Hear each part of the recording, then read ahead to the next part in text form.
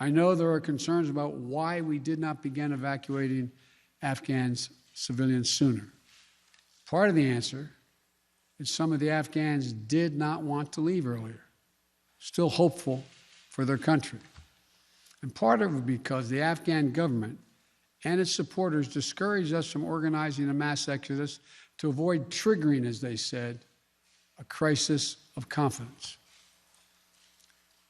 American troops are performing this mission as professionally and as effectively as they always do, but it is not without risks.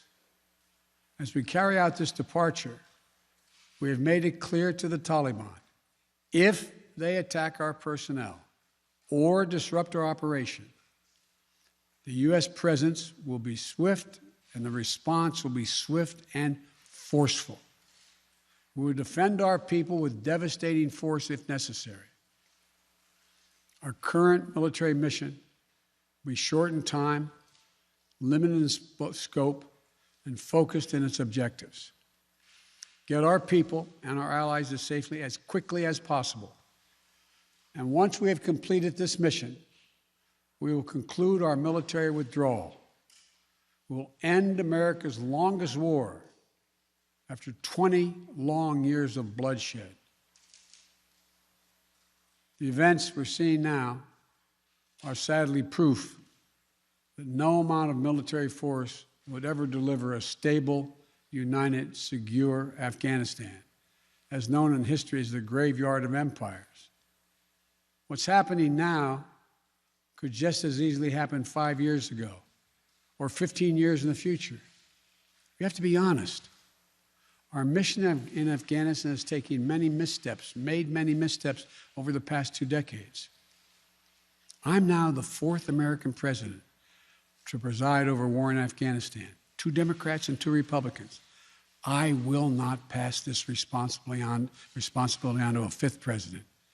I will not mislead the American people by claiming that just a little more time in Afghanistan will make all the difference.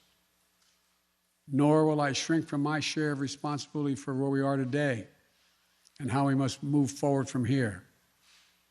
I am President of the United States of America, and the buck stops with me. I'm deeply saddened by the facts we now face, but I do not regret my decision to end America's warfighting in Afghanistan and maintain a laser focus on our counterterrorism missions there and other parts of the world. Our mission to degrade the terrorist threat of al-Qaeda in Afghanistan and kill Osama bin Laden was a success.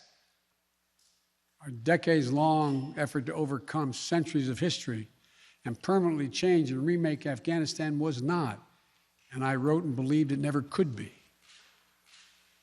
I cannot and will not ask our troops to fight on endlessly in another country's civil war, taking casualties, suffering life-shattering injuries, leaving families broken by grief and loss. This is not in our national security interest. It is not what the American people want. It is not what our troops, who have sacrificed so much over the past 2 decades, deserve. I made a commitment to the American people when I ran for president that I would bring America's military involvement in Afghanistan to an end. While it's been hard and messy, and yes, far from perfect, I've honored that commitment. More importantly, I made a commitment to the brave men and women who serve this nation that I wasn't going to ask them to continue to risk their lives in a military action that should have ended long ago. Our leaders did that in Vietnam when I got here as a young man. I will not do it in Afghanistan. I know my decision will be criticized, but I would rather take all that criticism than pass this decision on to another president of the United States, yet another one, a 5th one, because it's the right one, it's the right decision for our people, the right one for our brave service members who risk their lives serving our nation, and it's the right one for America. Thank you. May God protect our troops, our diplomats, and all brave Americans serving in harm's way.